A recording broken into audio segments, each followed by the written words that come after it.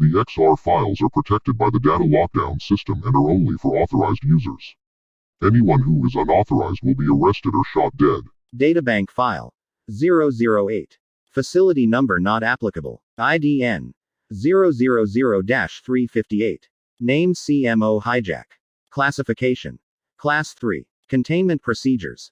If subject becomes hostile, procedures are to shut down subject by using a EMP shock immobilizing them. Description: a protogen, possibly a Canis lupus, gray wolf, with a black outer shell and IRSAF symbol on chest plate, often uses AK-47 when available. Other variations include its original paint job of red and silver with CCCP in white letters on the shoulder plate crossed out with black spray paint. Location: IRSAF Space Carrier Star Wolf. Refer to the Soviet Inventory Manifesto, Ref 008 Document 0061, for details related to creation. Refer to the IRS Report, Ref 008 Document 0062, for details related to recovery. Refer to the IRS Report, Ref 008 Document 0063, for details related to discharge.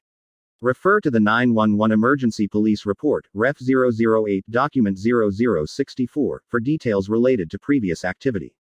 Refer to the Shark Wolves Radio Broadcast Pirate Bay Radio 103.1 FM Initial Boot Up Sequence, Ref 008 Document 0065, for details related to current location. References: the Soviet Inventory Manifesto, Ref 008 Document 0061, for details related to creation. Made from spare parts from a mad Soviet bioscientist.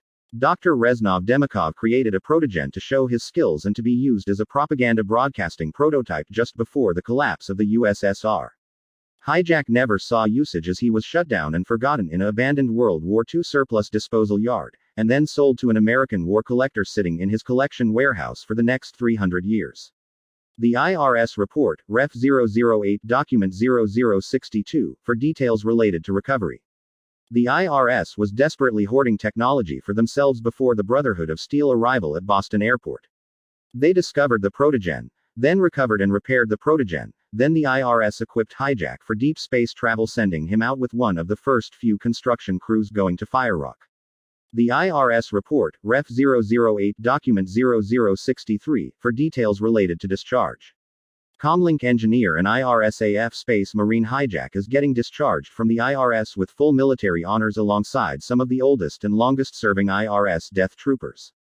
Not even the IRS Stargate Engineer Corps could reprogram his Soviet programming that was attempting to override its organic brain. Therefore, to prevent damage to property or loss of life, Hijak was discharged before he became an issue.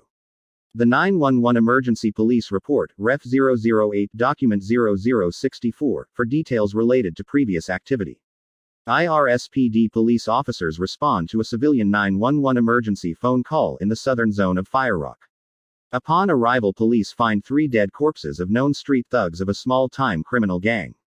Reviewing CCTV footage, officers see a protogen getting assaulted with a tire iron cracking his visor. The protogen then killed 2 of the thugs with a single slice to the back of their spines before pouncing on the fleeing thug and slicing his throat open, almost decapitating him. The suspect then ventured along the southern coast of FireRock Harbor until boarding a barge to the Shark Wolf Free State.